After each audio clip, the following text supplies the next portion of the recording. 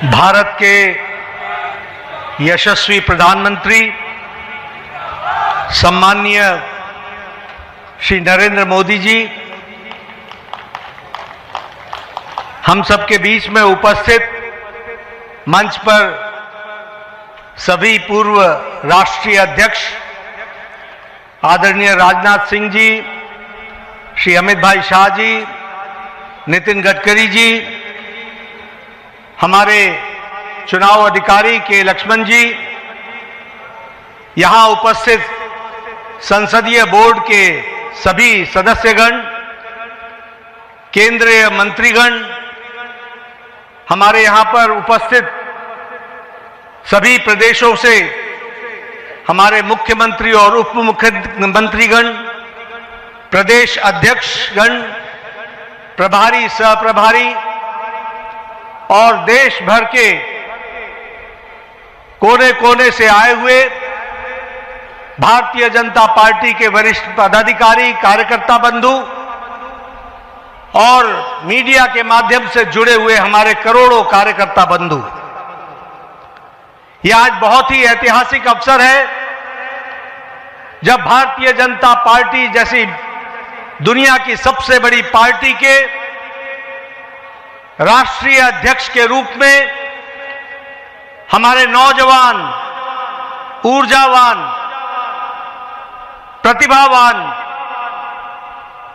राष्ट्रीय अध्यक्ष श्री नितिन नवीन जी आज ये पदभार संभाल रहे हैं।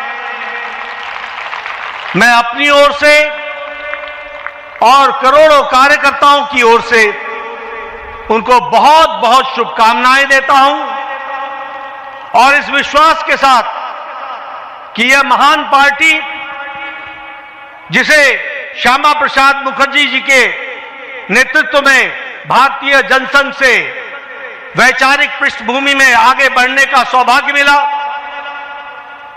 दीनदयाल उपाध्याय जी का कठोर परिश्रम के माध्यम से पार्टी को देश भर में विकसित करने का सौभाग्य मिला और उसी को आगे बढ़ाते हुए अटल बिहारी वाजपेयी जी, आडवाणी जी, सुंदर सिंह भंडारी जी, कुशाभाऊ ठाकरे जी, ऐसे महान लोगों ने इस पार्टी को आगे बढ़ाने का काम किया है। ऐसी महान पार्टी के आप 12वें राष्ट्रीय अध्यक्ष के रूप में आपने जिम्मेवारी संभाली है। आपको बहुत बहुत बधाई और बहुत बहुत शुभकामनाएं।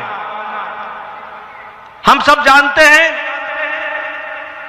कि नितिन जी जो मूलतः कार्यकर्ता हैं, वैचारिक पृष्ठभूमि पर परिपक्व हैं और बहुत ही छोटी उम्र में 5 बार विधायक रह चुके हैं और वर्तमान में भी विधायक हैं। बिहार सरकार में कई बार मंत्री रहे हैं। हमारे राष्ट्रीय युवा मोर्चा के महासचिव के रूप में आपको सारे देश का भ्रमण करने का मौका मिला। आपने सारे देश को समझा। आप सिक्किम के भी प्रभारी रहे, आप छत्तीसगढ़ के भी प्रभारी रहे, जहां आपने सरकार को लाने में बहुत बड़ा योगदान किया। ऐसे हमारे नौजवान, ऊर्जावान और प्रतिभावान अध्यक्ष के रूप में आपने कार्यभार संभाला है। आपको बहुत बहुत बधाई, बहुत बहुत शुभकामनाएं और इस विश्वास के साथ कि आप संगठनात्मक अनुभव के साथ साथ प्रशासनिक अनुभव भी रखते हैं, आप इस पार्टी को बहुत तीव्र गति से आदरणीय प्रधानमंत्री मोदी जी के नेतृत्व में इसको आगे ले जाएंगे। इस विश्वास के साथ आपको बहुत बहुत शुभकामनाएं। मैं आज के दिन हमारे आदरणीय प्रधानमंत्री जी को, हमारे संसदीय बोर्ड के सभी सदस्यों को, हमारे करोड़ों कार्यकर्ताओं को, सभी प्रदेश अध्यक्षों को मैं अपनी ओर से बहुत बहुत धन्यवाद देता हूं। मैं धन्यवाद इसलिए देता हूं कि आपने पार्टी को चलाने के लिए जिस ताकत के साथ पिछले वर्षों में मेरे साथ मिलकर काम किया और जो मुझे आपने ताकत दी और जमीनी स्तर पर सरकार के कार्यक्रमों को और पार्टी के कार्यक्रमों को जमीन पर उतारने में आपने जो सहयोग किया, इसके लिए आपको मैं बहुत बहुत धन्यवाद देता हूं। मैं विशेष करके प्रधानमंत्री मोदी जी को धन्यवाद देना चाहता हूं, जिन्होंने हर पल, हर मौके पर, हर छोटी और बड़ी बातों की बारीकियों को आपने संभाल करके पार्टी को दृष्टि देते हुए कार्य करने का जो सुअवसर दिया और जो आपने ताकत दी, उस कारण से हम इस कार्य को कर पाए। आप देश के प्रधान सेवक होने के बावजूद भी, अति व्यस्त रहने के बावजूद भी, आपने पार्टी की छोटी छोटी बारीकियों पर ध्यान देकर के पार्टी को आगे बढ़ाने में पूरा योगदान जो दिया, उसके लिए मैं विशेष करके आपको धन्यवाद देना चाहता हूं। मित्रों, हमें यह ध्यान रखना चाहिए कि 2014 से आदरणीय प्रधानमंत्री मोदी जी के नेतृत्व में जो ये भारतीय जनता पार्टी का विजय यात्रा, विजय रथ चला है, वो बिना रुके हुए आगे बढ़ रहा है। इसका मूल कारण है कि आदरणीय प्रधानमंत्री मोदी जी के नेतृत्व को देश के मतदाताओं ने, देश के गांव, गरीब, वंचित, पीड़ित, शोषित, दलित समाज के सभी वर्गों ने इस बात को समझा है कि देश अगर आगे बढ़ रहा है और देश सुरक्षित तौर पर आगे बढ़ रहा है, तो वो आदरणीय प्रधानमंत्री मोदी जी के नेतृत्व में बढ़ रहा है। हमने देखा कि जब 2024 के लोकसभा चुनाव में जो हमारी आशा थी, उस आशा तक नतीजे नहीं आए। इस नतीजों ने न सिर्फ पार्टी बल्कि देश के जनमानस को हैरान किया। एक देश के मतदाताओं के मन में कसक पैदा हुई, देश के मतदाताओं के मन में एक टीस पैदा हुई और आपने देखा होगा कि देश के मतदाताओं ने ठान लिया कि अब कोई भी चुनाव आएगा तो मोदी जी को भरपूर आशीर्वाद देंगे और देश में पार्टी को आगे बढ़ाने में काम करेंगे।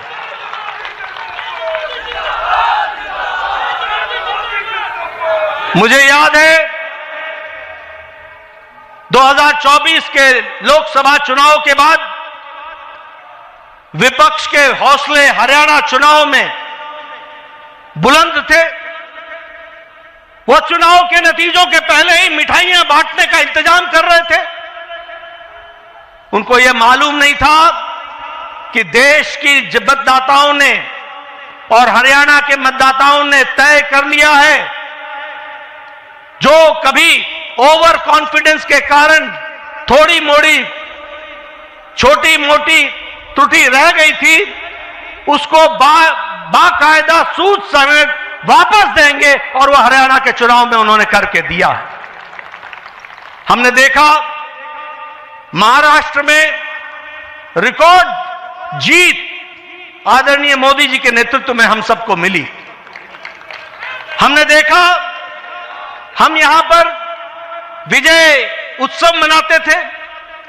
विजय उत्सव में बार बार दिल्ली के कार्यकर्ता आते थे, लेकिन दिल्ली के कार्यकर्ता अपना दिल्ली का उत्सव नहीं मना पाते थे।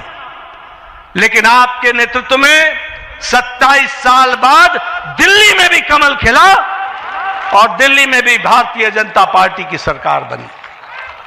उसी तरीके से बिहार में हम चुनाव जीते, लेकिन चुनाव ही नहीं जीते, हाईएस्ट स्ट्राइक रेट के साथ हम चुनाव जीते। ये हमको ध्यान में रखना चाहिए।